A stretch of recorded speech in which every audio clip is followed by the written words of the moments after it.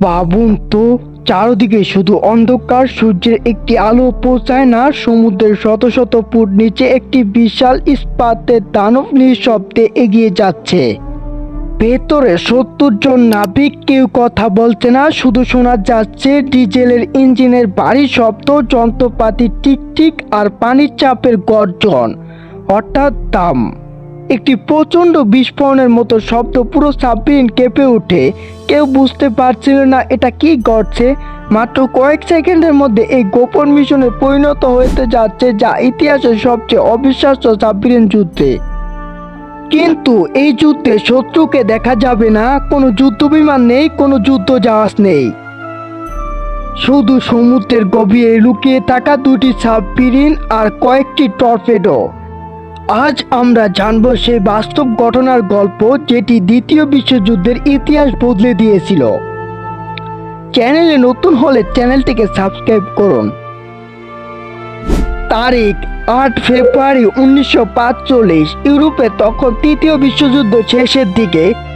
Germany একের পর এক যুদ্ধে পিছিয়ে পড়ছে। পূর্ব দিক থেকে সোভিয়েত বাহিনী এগিয়ে আসছে, পশ্চিমে মিত্র বাহিনী জার্মানির উপর প্রবল চাপ সৃষ্টি করেছে। এমন পরিস্থিতিতে জার্মানির নেতৃত্ব একটি অত্যন্ত গোপনীয় পরিকল্পনা গ্রহণ করে। পরিকল্পনার নাম অপারেশন সিজার। এই মিশনের দায়িত্ব দেওয়া হয় জার্মানি নৌবাহিনীর একটি বিশেষ সাবমেরিনকে, তার নাম ইউফো 864। এটি ছিল সাধারণ কোনো সাবমেরিন নয়, এর ভেতরে ছিল এমন কিছু মালামাল যা নিরাপদে জাপানে পৌঁছাতে পারলে যুদ্ধের চিত্র কিছুটা বদলে যেতে পারত। বিভিন্ন ঐতিহাসিক সূত্র অনুযায়ী সাবমেরিনটির উন্নত প্রযুক্তির নকশা, সামরিক যন্ত্রাংশ এবং পারদের মতো বিপজ্জনক উপাদান বহন করা হচ্ছিল। যুদ্ধের পরবর্তী সময় এটি পরিবেশের উদ্বেগেরও কারণ হয়ে দাঁড়ায়। এই মিশনের সর্বোচ্চ গোপনীয়তা বজায় রাখার নির্দেশ ছিল। সাবমেরিনটির অবস্থা যেন কেউ জানতে না পারে, কারণ একবার শত্রুর নজরে পড়লে ফিরে আসার সম্ভাবনা খুবই কম। এই সাবমেরিনের নেতৃত্বে ছিল জার্মান নৌবাহিনীর কর্মকর্তা রাল্ফ রেইমার উলফার্ম। এটি ছিল তার মাত্র তৃতীয় যুদ্ধ টহল, তবুও তার কাঁধে তুলে দেওয়া হয়েছিল অত্যন্ত গুরুত্বপূর্ণ একটি দায়িত্ব। ভেতরের প্রতিটি নাবিক জানতেন তাদের এই যাত্রা হয়তো একমুখী। সাবমেরিনের ভেতরে জীবন ছিল অত্যন্ত কঠিন। সংকীর্ণ করিডোর, গরম বাতাস, ডিজেলের গন্ধ, দিন রাতের কোনো পার্থক্য নেই, ঘুম ছিল পালা করে। খাবারও ছিল সীমিত, প্রতিটি সিদ্ধান্তের উপর নির্ভর করেছিল সবার জীবন। তবুও কেউ অভিযোগ করছিল না, কারণ তারা বিশ্বাস করেছিল এই মিশন সফল হলে তাদের নাম ইতিহাসে লেখা থাকবে। কিন্তু ইতিহাস তাদের জন্য অন্য কিছু লিখে রেখেছিল। সমুদ্রের গভীরে এগিয়ে চলতে ইউফো 864। হঠাৎ ইঞ্জিন কক্ষে স্বাভাবিক কম্পন শুরু হয়। কয়েক সেকেন্ডের মধ্যে ভয়ঙ্কর শব্দ, যন্ত্রপাতির সতর্ক সংকেত বেজে ওঠে। একজন প্রকৌশলী চিৎকার করে ওঠেন, ইঞ্জিনের সমস্যা। পরীক্ষা করে দেখা গেল একটি যান্ত্রিক ত্রুটির কারণে ইঞ্জিন ক্ষতিগ্রস্ত হয়েছে। ক্যাপ্টেন উলফার্ম বুঝলেন এই অবস্থায় জাপানে যাওয়া প্রায় অসম্ভব। তিনি সিদ্ধান্ত নিলেন সাবমেরিনটিকে মেরামতের জন্য ফিরিয়ে নেওয়া হবে। কিন্তু তিনি জানতেন না ঠিক সেই মুহূর্তে সমুদ্রের আরেক প্রান্তে একটি ব্রিটিশ সাবমেরিন নিঃশব্দে তাদের খুঁজছে। আর কয়েক ঘন্টার মধ্যে শুরু হবে এমন এক লুকোচুরির যুদ্ধ যেখানে কোনো সৈনিক শত্রুকে চোখে দেখবে না, তবুও ইতিহাস সৃষ্টি হবে। উত্তাল সাগর, বরফ শীতল পানি, বাইরের তাপমাত্রা হিমাস্কের কাছাকাছি। সমুদ্রের গভীরে নিঃশব্দে এগিয়ে চলতে বিশেষ রয়্যাল নেভিক সাবমেরিন HM ভেন্টুয়ারির। এর ভেতরে একটি নীরবতা, কেউ উচ্চস্বরে কথা বলছে না। প্রতিটি নাবিকে জানে একটি ছোট্ট ভুল মানে নিশ্চিত মৃত্যু।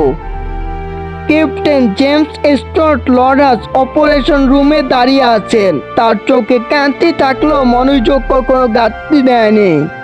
তিনি জানতেন জার্মানির একটি গুরুত্বপূর্ণ সাবমেরিন এই এলাকায় থাকতে পারে, কিন্তু সেটি কোথায়?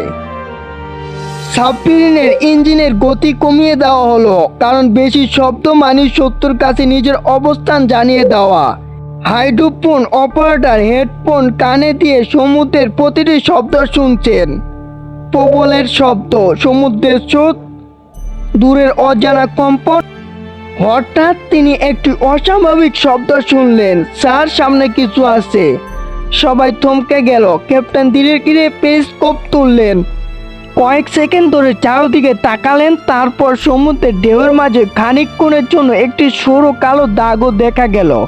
এটি ছিল একটি সাবমেরিনের পেরিস্কোপ। এর অর্থ শত্রু খুব কাছেই। আজকের আগে পৃথিবীর ইতিহাসে কখনো একটি ডুবে থাকা সাবমেরিন আরেকটি ডুবে থাকা সাবমেরিনকে সফলভাবে ধ্বংস করতে পারেনি।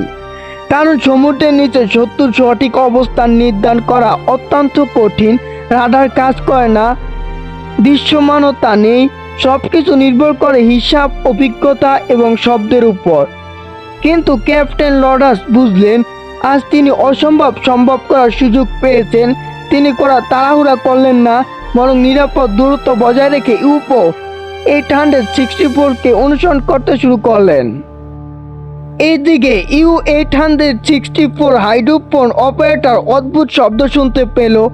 সে দ্রুত ক্যাপ্টেন উলফার্মারকে জানালো, স্যার, মনে হচ্ছে আমাদের পেছনে আরেকটি সাবমেরিন আছে। কয়েক সেকেন্ড নীরব থাকার পর উলফার্ম বললেন, ঠিক, জ্যাক, শুরু করো।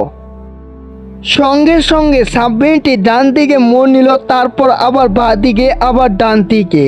এভাবে চলতে থাকায় শত্রুর টর্পেডো লক্ষ্যভেদ করা অনেক কঠিন হয়ে যায়।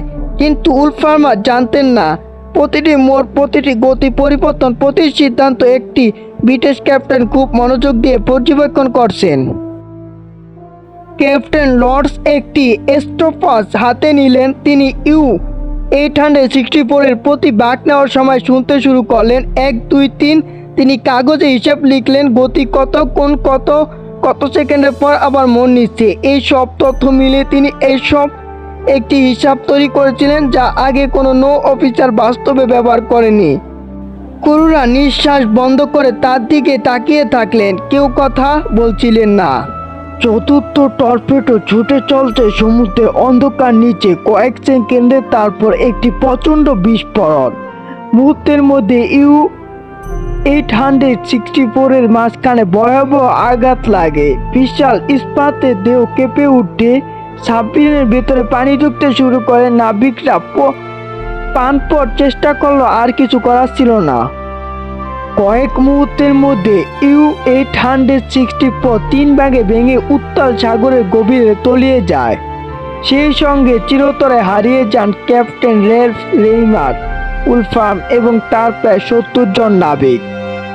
আজকের ভিডিওটি এই পর্যন্তই। দেখা হবে নতুন কোনো ভিডিওতে। সেই পর্যন্ত সবাই ভালো থাকবেন, সুস্থ থাকবেন।